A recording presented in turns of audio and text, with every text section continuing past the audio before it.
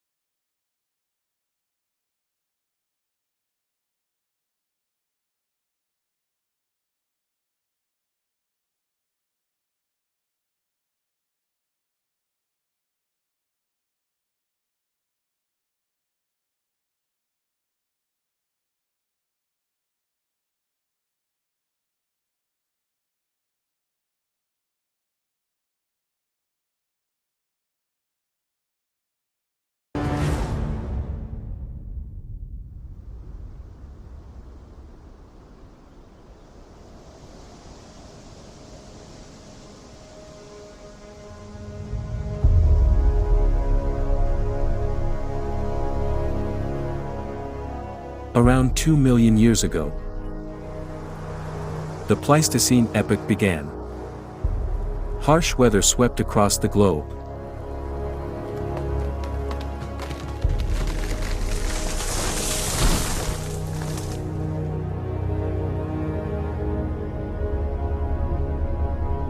The Earth plunged into a rapid freeze, and repeated glacial periods followed.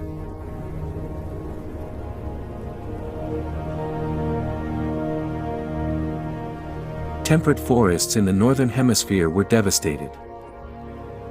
Many other plant species faced extinction in the prolonged cold. But, in southeastern Eurasia, in what is now China, unique geographical features and climatic conditions allowed many ancient plant groups to survive dramatic climate swings and glacial periods. These plants continued to thrive. Today, China is home to over 40,000 species of wild higher plants, showcasing remarkable biodiversity. As for mainland Europe and Britain, due to its natural conditions, Britain has only around 1,300 to 1,400 native plant species. Without flowers from China, its landscapes would be very monotonous.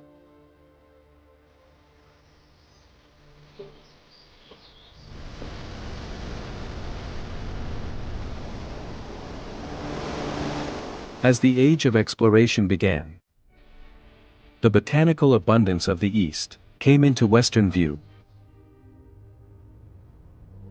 For centuries, an endless stream of explorers ventured to China for floral treasures. Europeans first came to know Chinese flowers through the floral patterns on porcelain and paintings in the 16th and 17th centuries.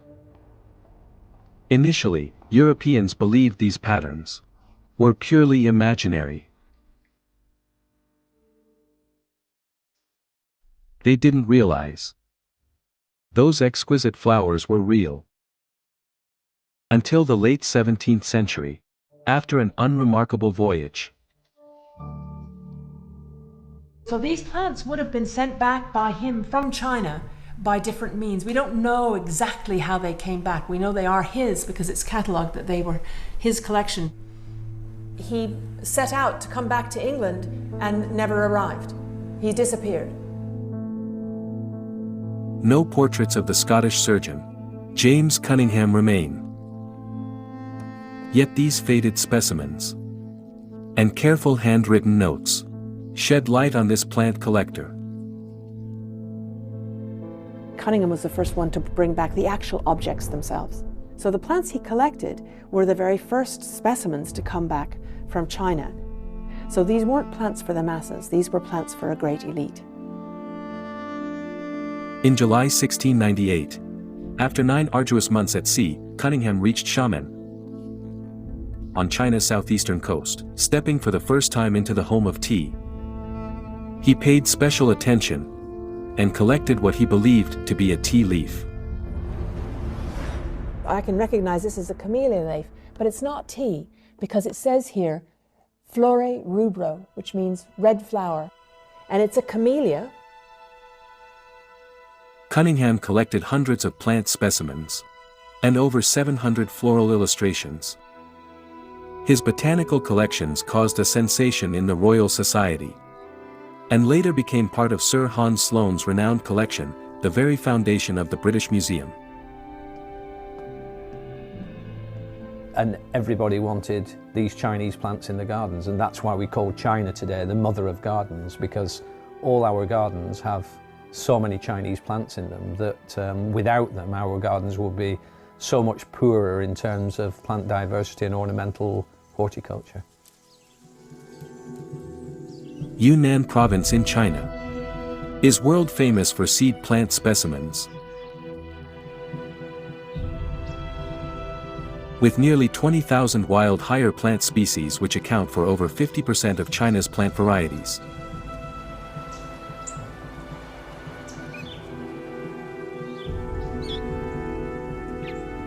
In 1904, a Scotsman went to the dense forests of the Gaoligong Mountains.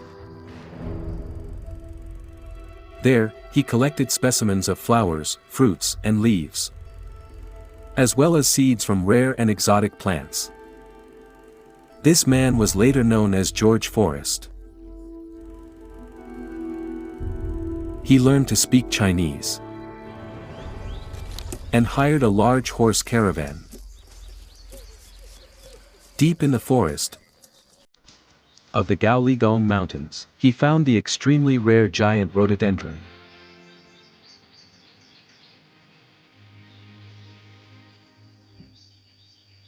Rhododendron giganteum is the tallest of all rhododendrons.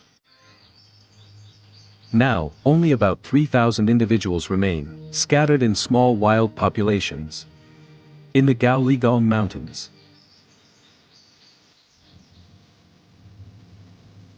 In 1919, Forrest for the first time saw a big tree rhododendron, over 30 meters tall and over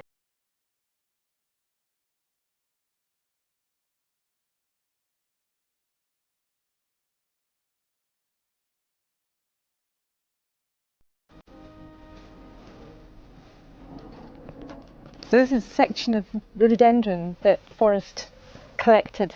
It's a rhododendron giganteum. No one really believed him how big it was. So in order to prove his point, he went back to where he'd found the original trees, and he found this 10 years later in 1931, just to prove how big these trees actually were.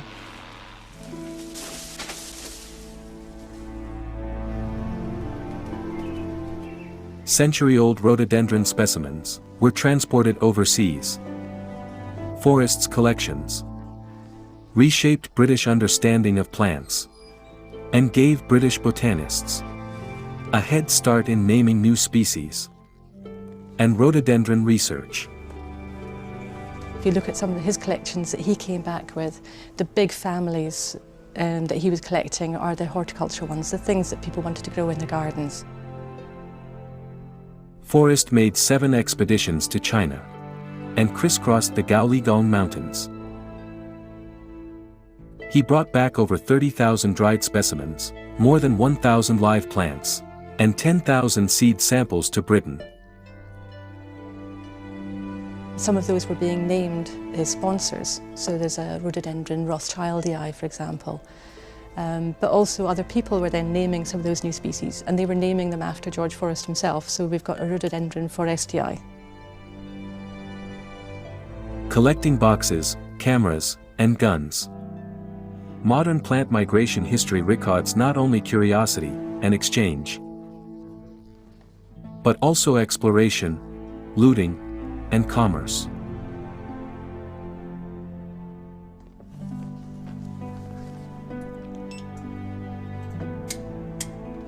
The first one maybe to grow this rhododendron, it's a big prestige. He was being paid by nurserymen and seedsmen and big estate owners like J.C. Williams at Kirrhays Castle. So they would have been paying him money to bring back seed.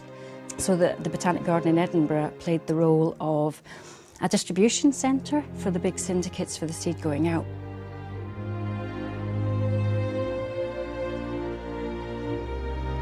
For over 3 centuries, Eastern flowers have been carried across oceans and introduced into gardens worldwide. From cultivated to wild species, from China's coastal regions to its inland mountains, countless blooms unknown to the West have been gradually revealed to the world. Camellias, roses, peonies, rhododendrons, and chrysanthemums caught the eye of plant lovers.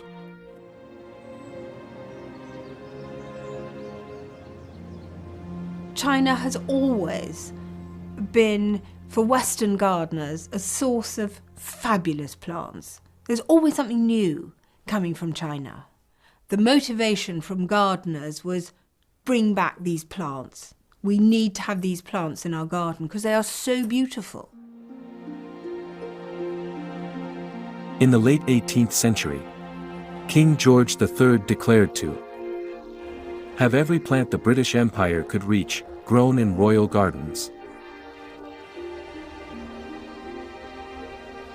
Plant lovers gathered eagerly at London docks. Growing horticultural fervor greatly contributed to a stable and expanding plant trade market.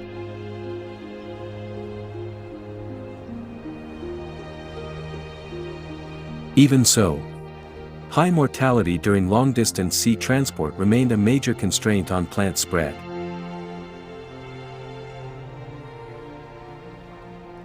And the journey could take anywhere from 4, 5, 6, 7 months, depending on the weather. So very, very few plants survived.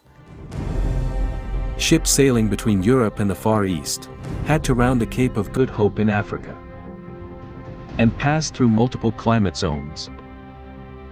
Spanning nearly half the globe, the voyages were long and unpredictable.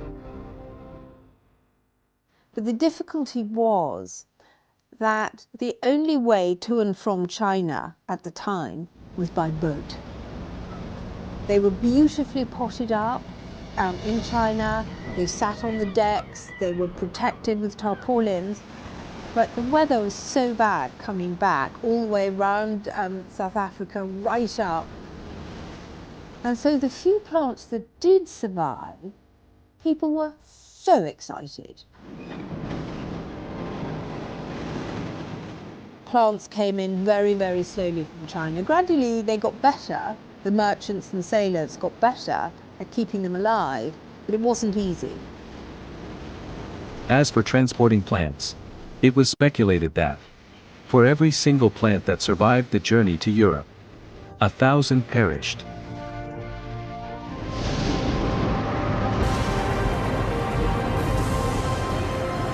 In the event of storms, plants were always the first cargo tossed overboard. But it was the invention of the Wardian case that changed everything, because the Wardian case was invented by a man called Nathaniel Ward after nearly 100 years of struggling to get a few plants back every season.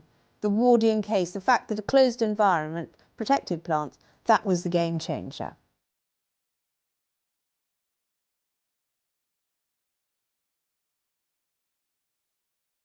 sealed glass containers, created a self-sustaining humid environment, and enabled plants to survive transoceanic voyages. In 1842, British physician Ward's invention transformed plant migration across oceans. This breakthrough in long-distance plant transport fueled wealthy Westerners' interest in collecting rare species worldwide.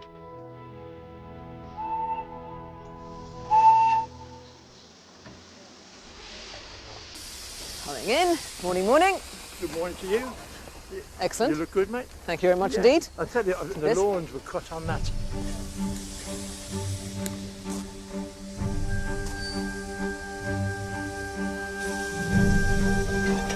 All aboard!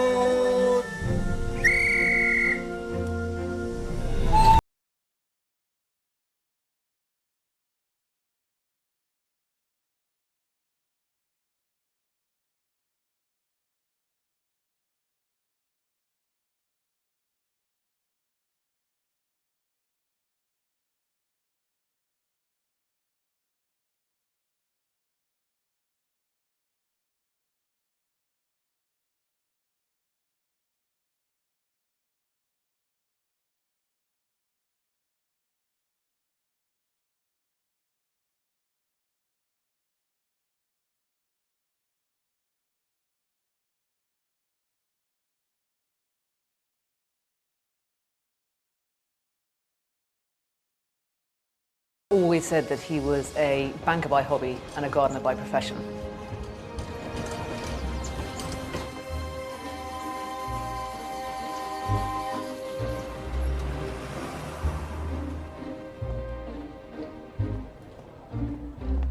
Poor George Forrest, who has been collecting dried specimens of seeds in China for both Edinburgh University and some private subscribers, died suddenly of heart failure at Tengji. And Professor Smith writes to me that his collections must be more or less complete.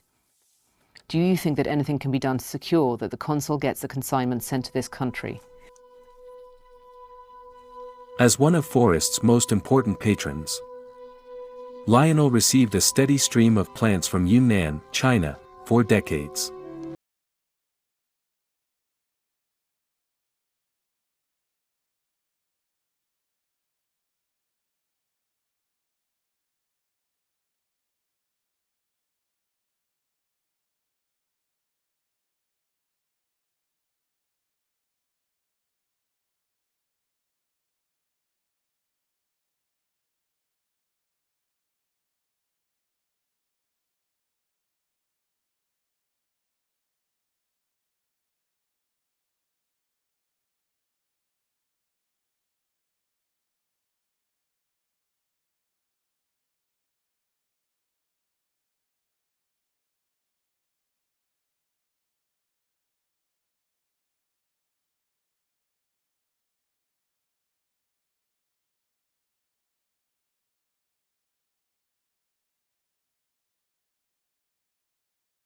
Soil for 10 years before he put any plants in the ground. And at the same time, he was sponsoring the great plant hunters that went out to the Sino-Himalayas and were bringing back a lot of different species of plants. His particular passion were rhododendrons, but being a garden with the right soil, apparently he was methodical with his breeding of and hybridizing of rhododendrons. Unfortunately, Lionel Rothschild passed away in 1942. Before he could see his garden in full bloom.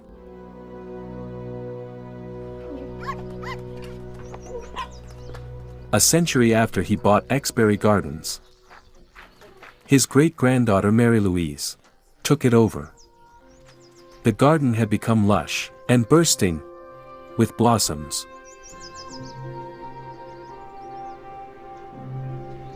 Exbury, when it's in flower, is unlike anywhere else in the world. It is absolutely knockout. It's knockout visually because there are so many different rhododendrons, there's so many different species and types and heights and sizes and colours that are doing their thing, and the scent of some of the rhododendrons as well that fills the air. If you go up to a loderi and you just put your, I mean, it just knocks you for six. It sort of provides a sort of an unbelievable inner peace. Very sadly, I haven't been to China. I would love to go to China. I would love to see the plants in the wild where they were first seen. I mean, I can only imagine the extraordinary, the extraordinary visuals of being in places, like the Yunnan province and seeing the great rhododendrons, the scale of them as well, and coming around the corner and seeing something you've never seen before with it. But a mountainside, that's new. That's never been, I mean, how, there's so many tens of thousands of plants.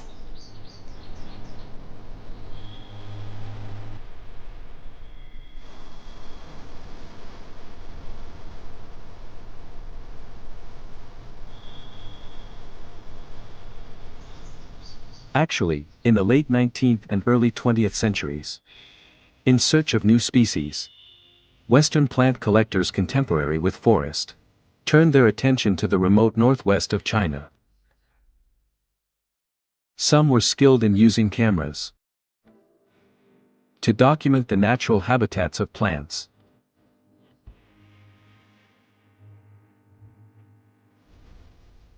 In April 1925, Joseph Rock, an Austrian-American, set out from Lijiang, Yunnan, with his camera and traveled over 1,500 kilometers to Zhuhai County, located between the Qinghai-Tibet Plateau and the Lus Plateau.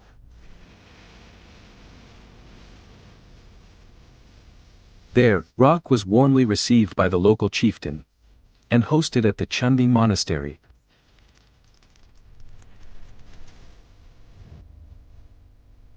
Founded in 1295, this monastery is also known as Zhuhai Grand Monastery. In the Tibetan-style courtyard where he stayed, he found a unique species of peony.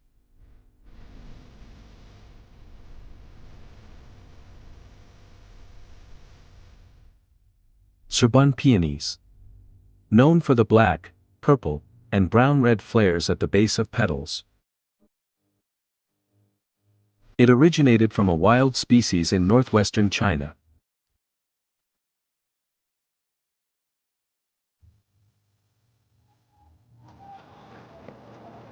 Near Zhuhai County, Lintao County is situated at 35 degrees north, between the subtropical zone and the warm temperate zone. This species is abundant in this area.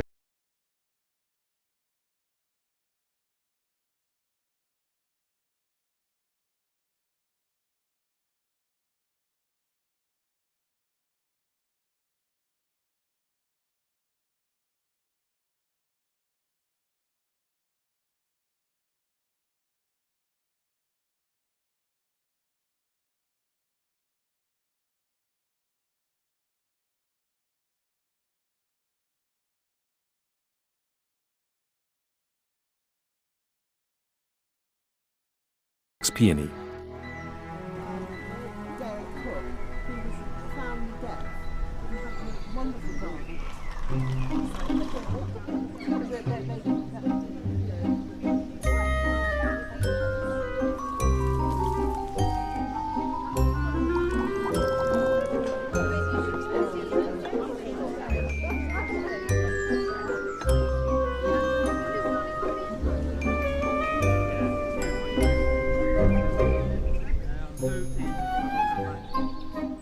This is what happened. Oh no, people! Oh, it's Quentin!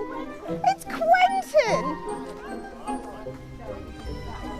I'd like you to show me your treasures in the garden.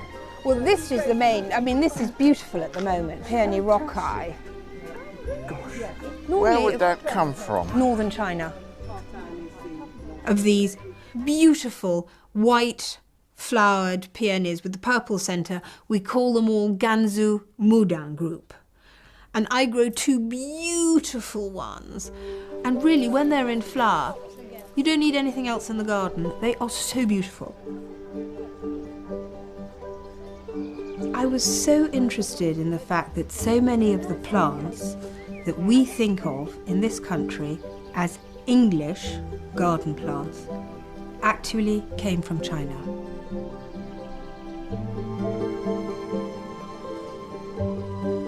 How did they get here? Who brought them? Who grew them? And as I'm an historian and a gardener, I started researching seriously and began to write the book that eventually turned into the book that the Gifts from the Gardens of China.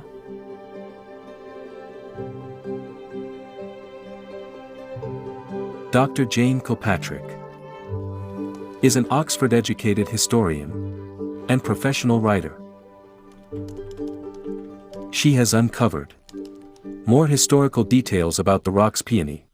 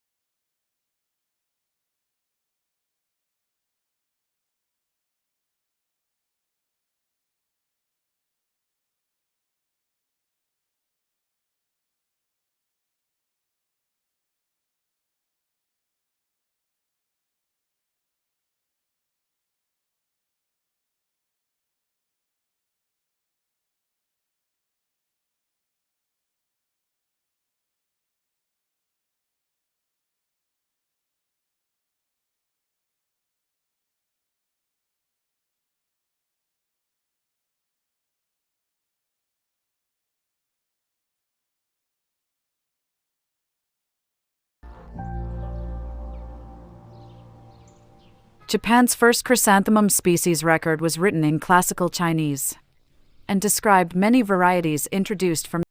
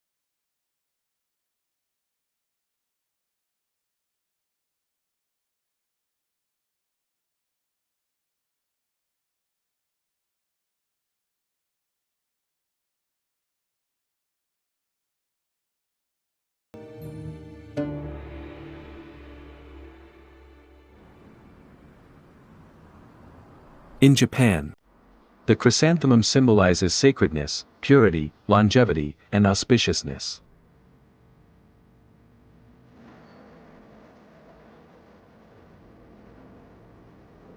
Over the centuries, The chrysanthemum has become the national flower of Japan.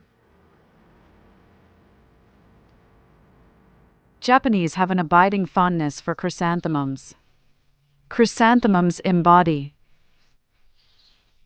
emotional subtlety and cultural values that align closely with aesthetics and sensibilities of Japanese people. This has fostered their flourishing in Japan. In terms of cultural traditions, China and Japan share many things in common.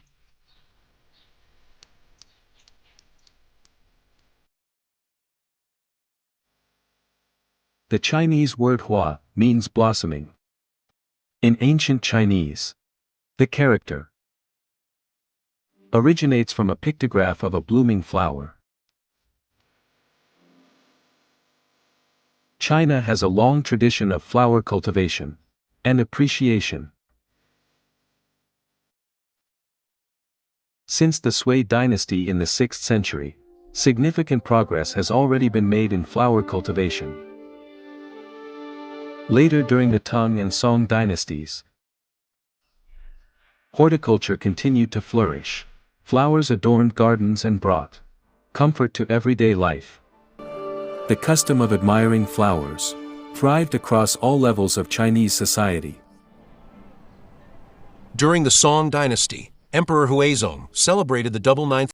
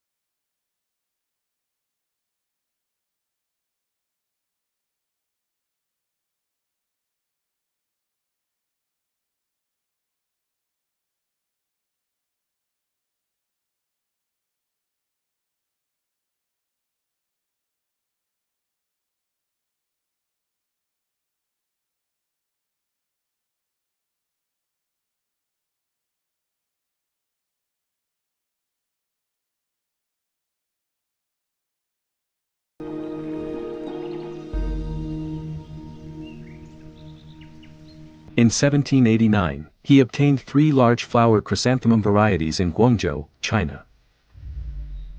Only one variety survived the journey back to France. Since then, European gardens have been filled with the fragrance of chrysanthemums in autumn. Flowers growing in different gardens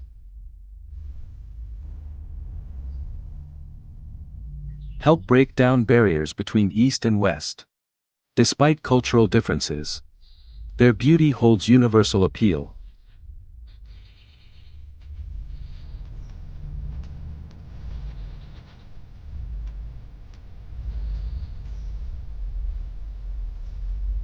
The greenhouse in Chiswick Gardens was built in 1813 by the Duke of Devonshire, once the finest glass building in London.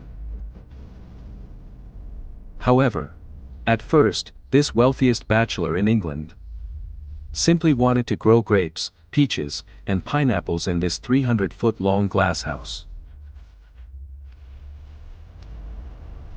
In 1828, he suddenly became captivated by the exotic charm of camellias.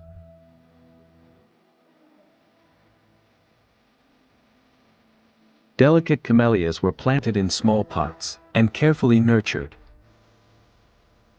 Inside the greenhouse,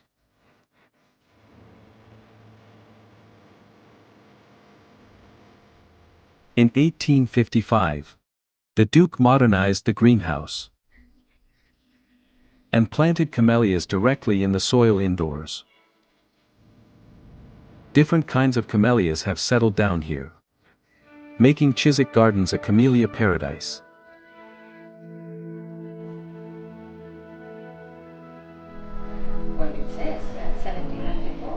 So, which ones are from China? We've got This one. 1, Single 2, red. 12, 13. They're all from China. 14, 15, 18. 18 so far from China.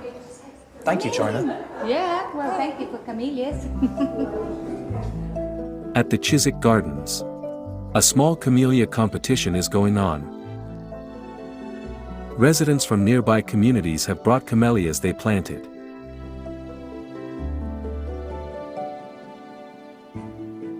For the best bloom in show.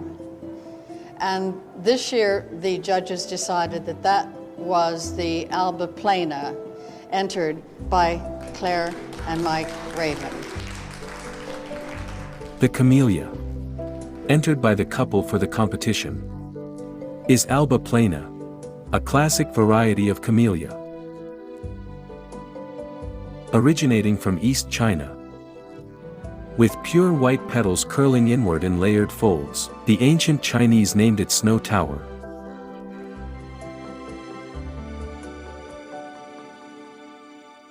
The range and diversity of plants that came back, particularly from China, have completely changed British gardens and gardening. Before this time, camellias really were a hothouse flower, so you needed to have money to be able to cultivate them, to have the gardeners and the hothouses that you could grow them in.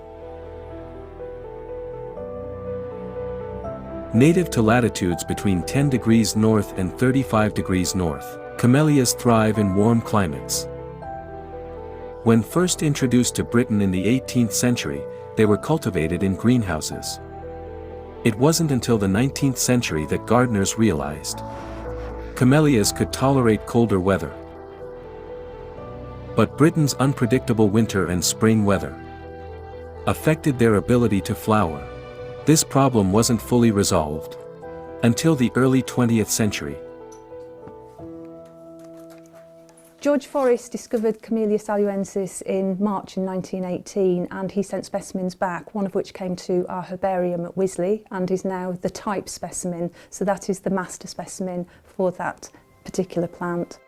J.C. Williams at Carehayes was successful in germinating the seed that was sent back by George Forrest. It was then hybridised at Carehayes Garden by J.C. Williams, and those Williamsi hybrids, there are thousands now around the world. Those are the hybrids that really brought camellias out of the greenhouse and into gardens, and it's been an incredibly influential plant.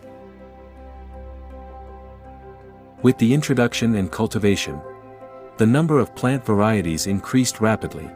The need arose for a unified system of knowledge and classification, one that could be used internationally.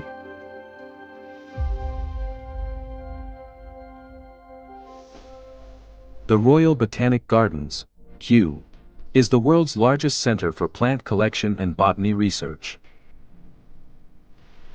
It houses over 33,000 species from across the globe.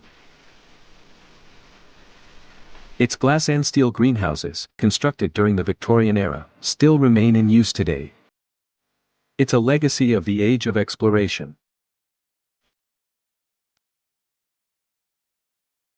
As early as the 19th century, Kew Gardens became the center for collecting, naming, and disseminating plants in the UK. Scientists there and at the Royal Society adopted the binomial nomenclature formalized by Swedish botanist Carl Linnaeus.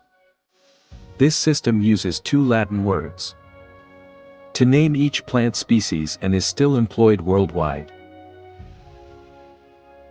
One of the things Linnaeus did when he introduced his sexual system is he focused on the numbers of male and female parts in flowers to classify plants.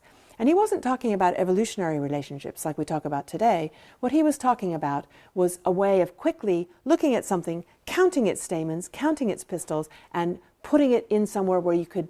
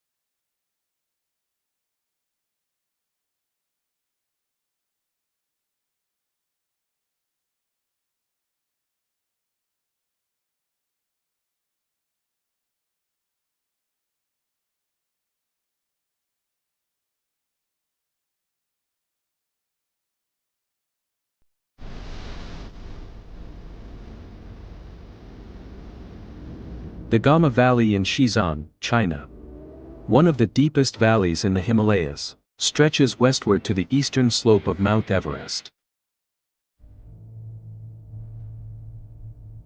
This is a key area for plant diversity research and conservation. Across the vast wilderness, explorers are a constant presence.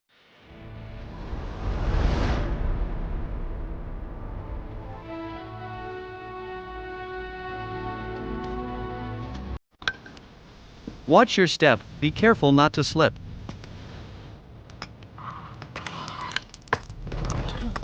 The species we've seen over the past few days are common, but the cushion-like plants growing along these cliffs are something special. It probably takes decades for them to reach this size.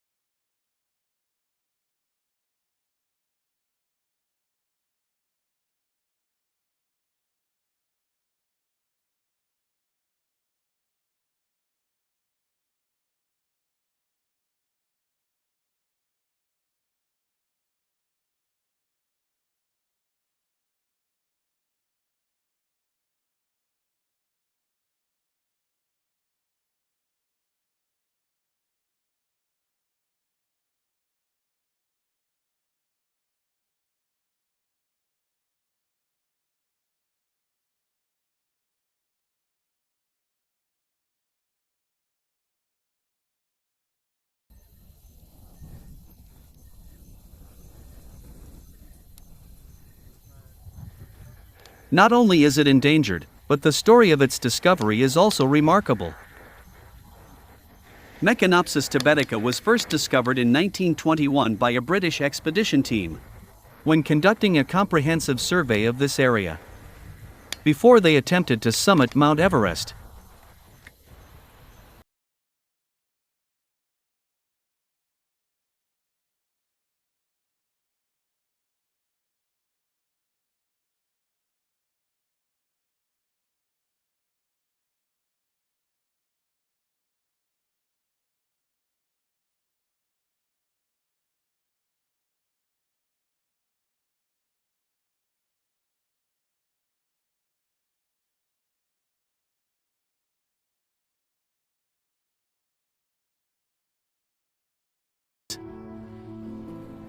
As you can see, surrounded by these rocks, and at an altitude of nearly 4,600 meters in this harsh environment, it grows very slowly. The leaves help protect the plant. Slowly, it unfurls like a clenched fist. Once the raceme emerges, the plant begins to bloom. 1 flower, 2 flowers, now it has 6 flowers in blossom, with several buds below. 1, 2, 3, 4, over 10 buds in total. These buds will grow slowly. As it continues to grow, its height can reach nearly a meter by autumn.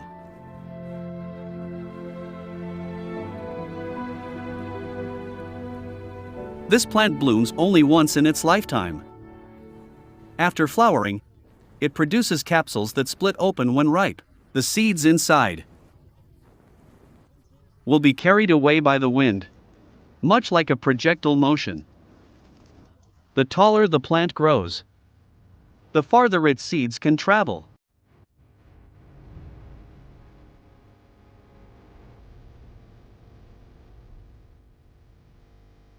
Once you come to know the plants on the Qinghai Tibet Plateau, you may find in them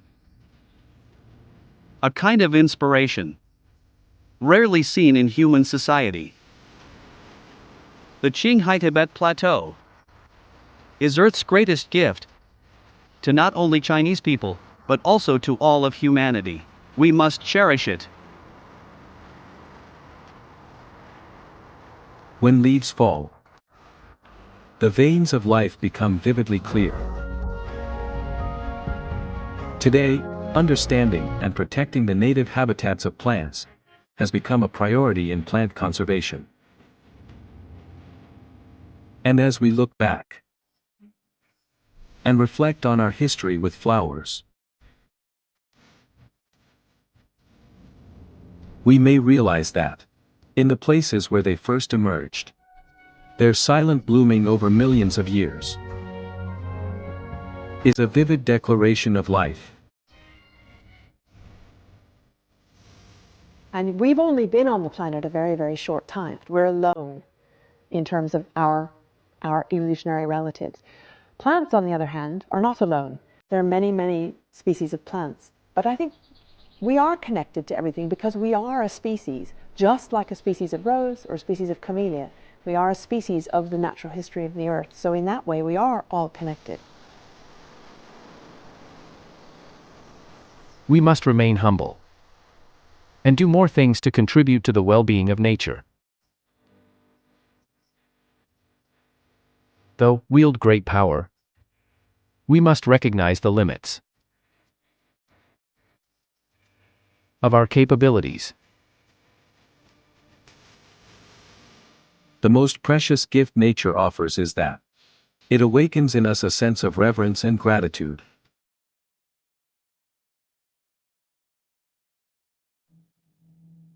Today, as we reflect on the past and look toward the future, we can better understand plants and the enduring truths they carry about life.